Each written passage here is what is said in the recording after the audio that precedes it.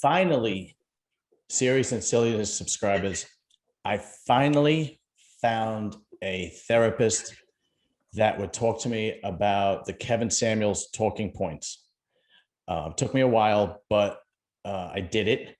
And Danielle Andrews, who is a licensed therapist, is more than happy to join me, and I'm more than happy to have her. How you doing? For having me. I'm fine. How are you? I'm good. I'm glad you're doing this. I'm going back on my word because on the last one I did about Kevin Samuels, I said, "Oh, I'm done. I'm not doing it anymore. Forget it." But then, when you when I messaged you, you made a comment, and I messaged you, and I said, please hit me up on my Instagram or my email, and we could actually talk about it because it would be pretty interesting. So it's not so much him as the man. I mean, listen, he's pretty straightforward and he's pretty, direct.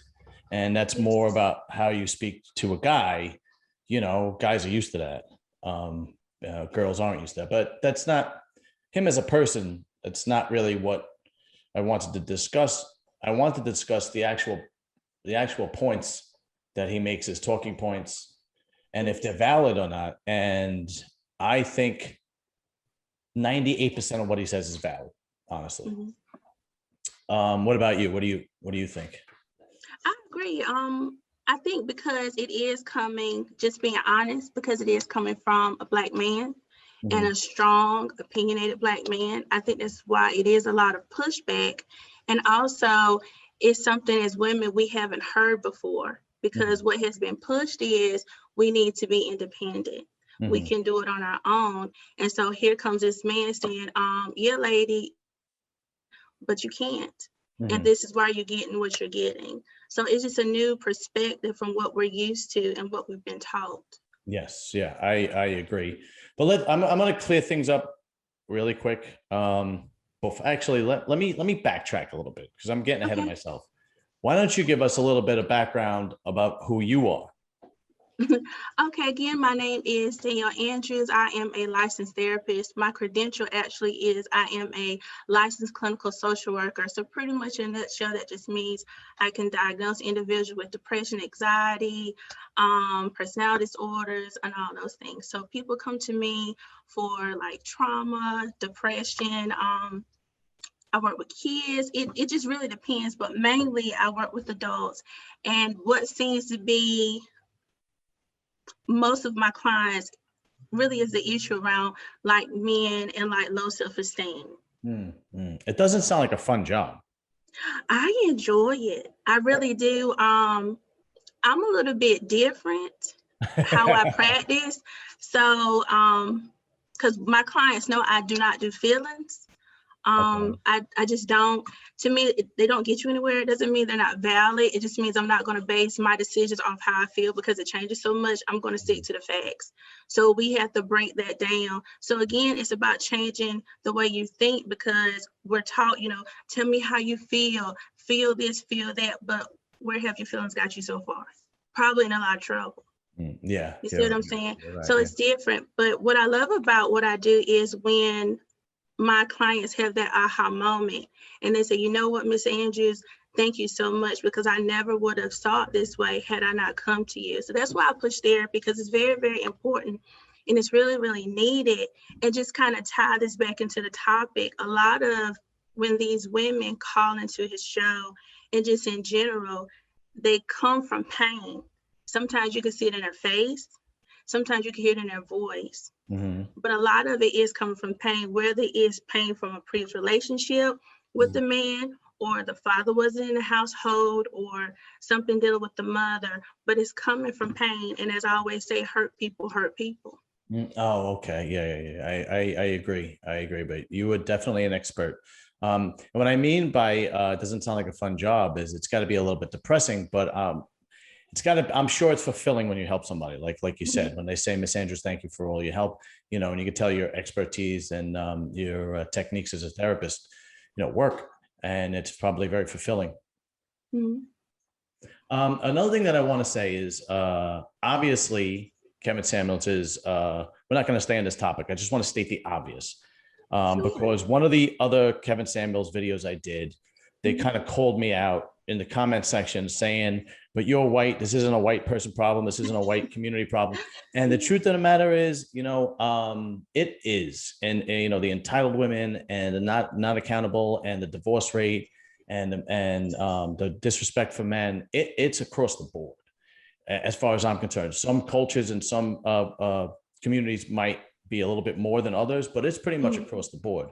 I see it all the time. So it's not just like a black white thing. It's pretty much an American black white Western world thing. And there's plenty of channels on YouTube and podcasts that are targeted for men that have been, hurt or have been financially destroyed or have been disrespected by women. There's a whole movement called MGTOW. I don't know if you ever heard of it. Have you ever heard of MGTOW?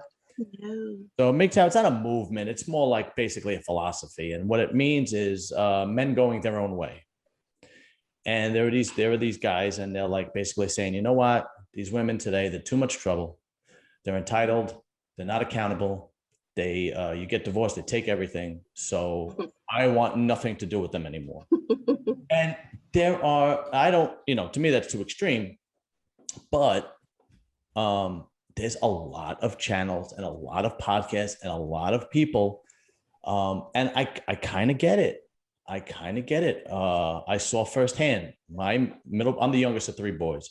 My middle brother got divorced, and I come from a traditional background. I'm Italian, and traditionally my mom was a stay-home mom.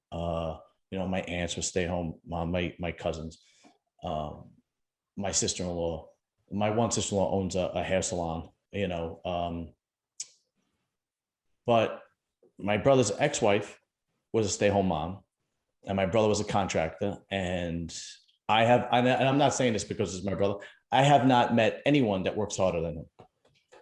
I have not met the guy works 70, 80, 90 hours a week, like he's a machine. And, and then they wound up getting divorced, and he didn't want to get divorced. She did. And they had 2 kids, and he lost his house. He had to pay child support and alimony for the next, about maybe 10 or 12 years. He almost lost his business, and this is a grown man that had bought 2 homes, started his own business, owned the building that he worked out of, and he had to move back in with his mother because when they got divorced, they financially destroyed him. So I understand. So that being, I just wanted to get that out of the way. So let's just jump right into it.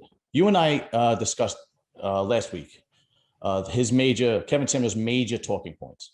Mm-hmm. And the first one that we discussed was the lack of femininity in today's modern Western women. And mm-hmm. I think what today's modern women don't understand is femininity doesn't just mean looking pretty, looking sexy, dressing nice, putting heels on, putting makeup on, so on and so forth. It's a whole lifestyle. So why don't you give your opinion on that? Well, I wrote down just a couple of keywords just to kind of put things in perspective. A feminine woman is modest, she's kind, she's gentle, she's nurturing, submissive, supportive, compassionate, she's graceful, and she doesn't mind being vulnerable. And another thing is what she embodies, is who she is. Mm-hmm. Okay, so just piggyback on what I said last time, usually that's not what we see. That's and right. We usually mimic what we see. Mm-hmm. Okay, so if I was never around or saw a feminine woman, mm-hmm. naturally that's not what I'm going to be. I'm going to mimic whoever my mom is. So if my mom is like super independent, she does everything on her own, she doesn't quote unquote need a man, then that's what I'm going to be too. And I might have my dress, wear my earrings, but in essence, I don't embody the femininity. Right. I don't know what that is. Mm-hmm. They're more dominant. They're more combative. They're more masculine trait. That's right. They're more masculine. So I'm just going to throw this at you, and I'm going to see if we're on the same page. So if a woman is raised to be dominant, to be combative, to have more masculine traits, and they don't grow up with a man in their life, and this is what they're taught, right? Inevitably, what kind of man are they going to come home with? A beta. Exactly. Because opposites attract. That's the key. Yeah, it's you know, when you go into a relationship, and instinctively the person compliments you. So if you are a dominant person, you're going to be with a submissive person. And if you know, and so you're going to date a guy that's submissive because I'm just going to take myself for example. I'm not, anything special, but if I dated a girl and I was on the phone with her, I was on one date, and she had those personality types where she was dominant, where she was disrespectful, where she was combative. I didn't speak to her anymore because naturally, I guess I'm a leader and I want somebody that compliments me, and that wouldn't compliment me. And I don't like being disrespectful, even though they call it being sarcastic, and it's like passive aggressive insult, so on and so forth. And then how many times have you heard this? Anytime that happens, a woman doesn't, generally speaking, I'm speaking in general, a woman doesn't self-reflect and go, how come I'm not getting the guy that is, the leader or the hard worker or so on and so forth? They usually just say, well, he can't handle me. And the best quote I've ever heard from these women is, this is great. And it is, if you can't handle me at my worst, then you don't deserve me at my best. Oh gosh. So instead of like realizing like the guys that are worth anything or like value themselves don't want to be bothered with a woman like you, they actually justify it and say, no, you can't quote unquote handle me. And then the only person that's going to deal with that kind of attitude is a submissive man. Right? Or a man just wants to use you. Yeah, well, that's true too, right? Listen, I'm guilty of that. When I was single, I'm guilty of that. I'll be the first one to admit. When I was single, if I wanted to hit it and quit it, and I wanted to deal with that attitude because I wanted to smash and dash, I was, and then of course, then I'm the piece of crap right after that, which, obviously. But when it was time to find a relationship, when it was time for me to find my wife, your wife, keyword, your wife. Right, exactly. My wife. When it was time for me, when I felt like it was time for me to find my wife, the traits and characteristics I looked for was what we spoke about in a feminine woman. And I looked for it. I looked for it in the phone conversation the first time. I looked for it in our first date. I looked for it in, the first month or two that we dated. And it couldn't be fake. A lot of girls out there kind of like camouflage it and then fake it. Yeah. And I say to young guys all the time, one of the things you could tell, like going back to what you said, one of the things that you could tell is if she's not fake is how her family is, how she grew up. So if she grew up or her parents are a reflection on what you want her to be, like you said, usually, then that, and that's. And I truly believe that, I was running late today, right? I messaged you. I was running late. I was running around all day today. I was at the gym. I come home. My wife is downstairs. There's food on the stove. There's food on the stove. I was like, I'll eat later. My wife works. She owns a hair salon.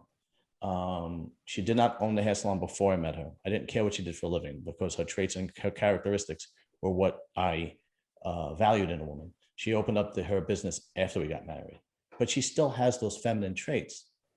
Right. And I still treat her like a lady, and she still treats me like a man. So even though she probably makes as much money as I do as me, because we hold those values special, we make sure that we treat each other that way.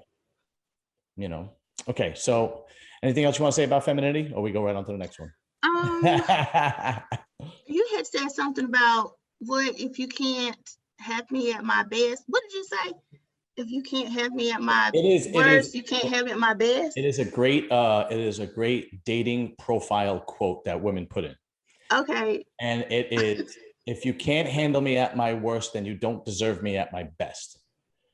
I mean, it literally must be on every other. So I'm like, so could. I guess my question or my challenge to that would be, what if your worst is not best for me? Yeah, right. No, You know, um, my question was, how bad does it get? What are you, a serial killer? Holy crap! I mean, as people, you know, we have a good and we have a bad side, right? And sometimes people do shy away from certain areas. But my thing is this, like I always tell my clients, you know, people are people. Mm-hmm. You know what I'm saying? And at the end of the day, you have to let people know what it is that you want and also accept what they're willing to give you, because that's all they're going to give you.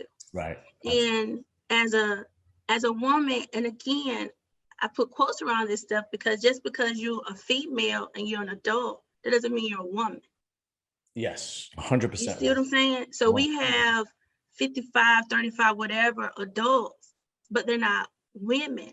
Because again, it's a characteristic that you possess. Just because you're female doesn't make you a woman. I couldn't agree more. You know? Absolutely. So I did a video last night with another therapist, and we talked about something similar. We weren't talking about what we were talking about. It was a different topic, but we said the same thing. We were talking about the same thing. I was like, a woman is different from a girl in my perspective. There's a whole different definition, and I couldn't agree more. Yeah. All right. So the next key point that Kevin Samuels talks about is the entitlement in these women, whether they're young all the way up to whether they're old. The sense of entitlement is just outrageous. They don't understand.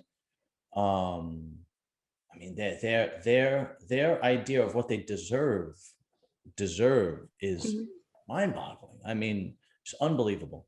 Go ahead. You can take over on that one.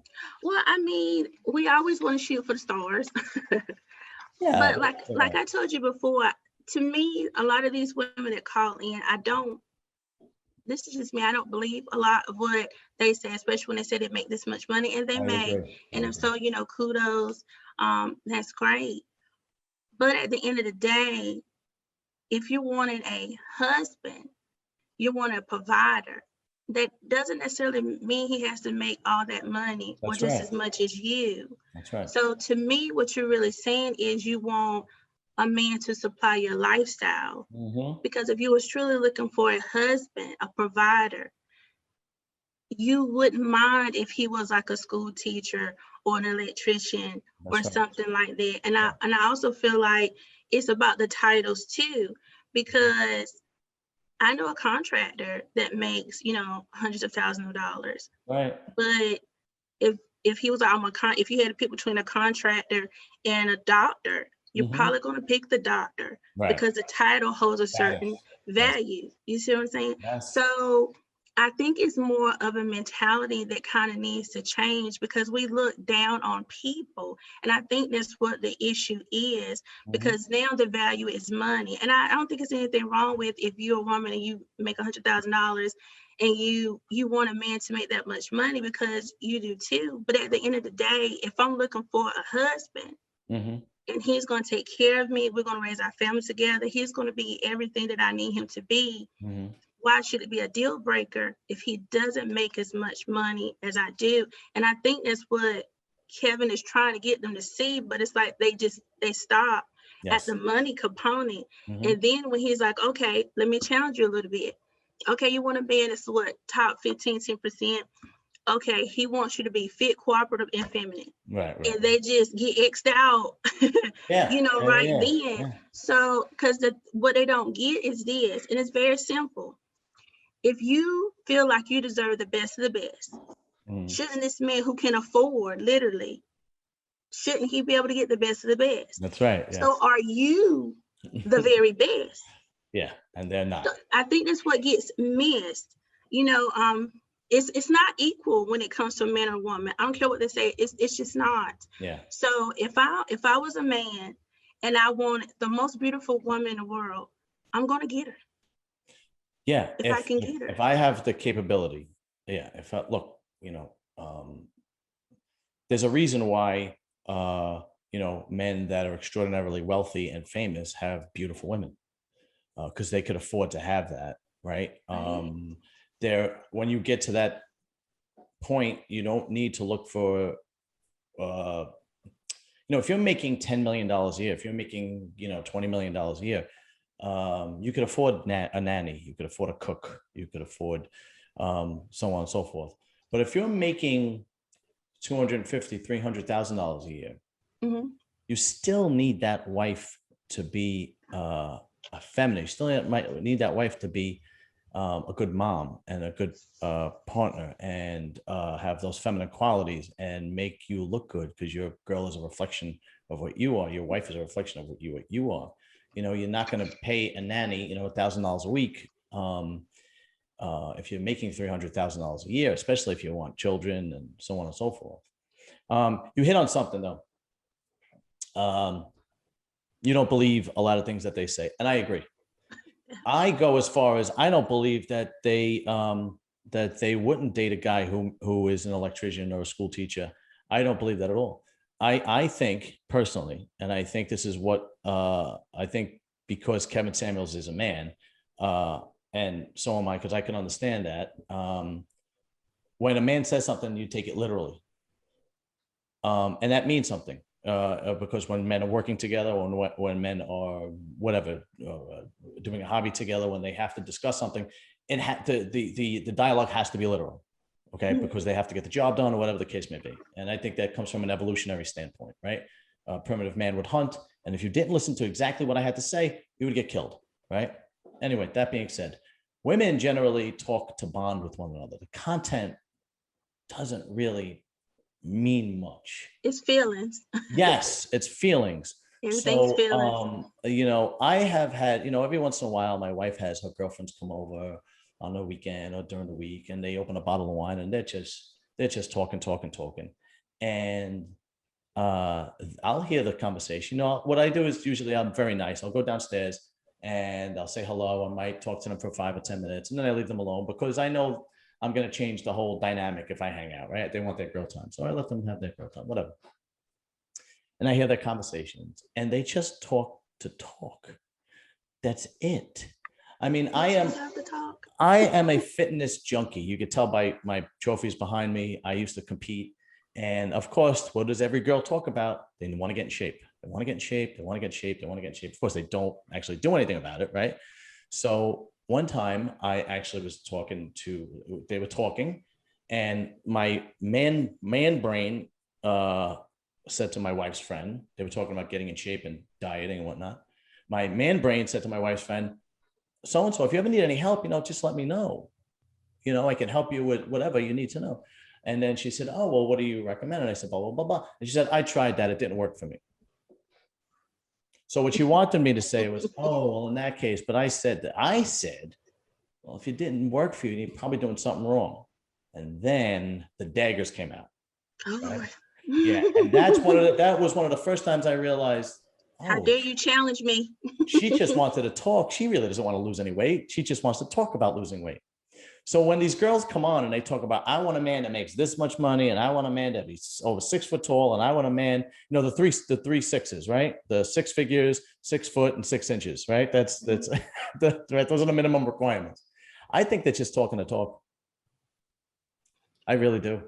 Well, for some, and let me be clear, these are like my opinions, so I'm not speaking for all women. I'm just speaking from like my experience. Yeah, right? We're generalizing. I mean, there were some great women out there. Honestly, I think they're serious. Oh, I think they're serious. You might be wrong. I might be wrong. I feel when he say you'll die alone, I think they are going to die alone, because yeah, well, that part, yes. When you're in a relationship, you have to be able to relate, and you have to be able to compromise. Mm-hmm. So if a man is telling you, hey, I want things a certain way, if it's not going to kill you and it's to make him happy, mm-hmm. Why not? I'll tell you this. I work with married couples. I don't do couples therapy, but I do work with individuals that are married. Okay. And I have, people in my life as well. And one of the things that I hear often is men say they don't like how their significant other dresses. I guess when been together a certain amount of time, where you have kids, you kind of, quote unquote, like a better words, let yourself go. So you don't really care how you look, but don't care how you dress. Oh, it happens a lot. Happens a lot. Yeah. And I understand that you might be a mother, but you're also this man's woman.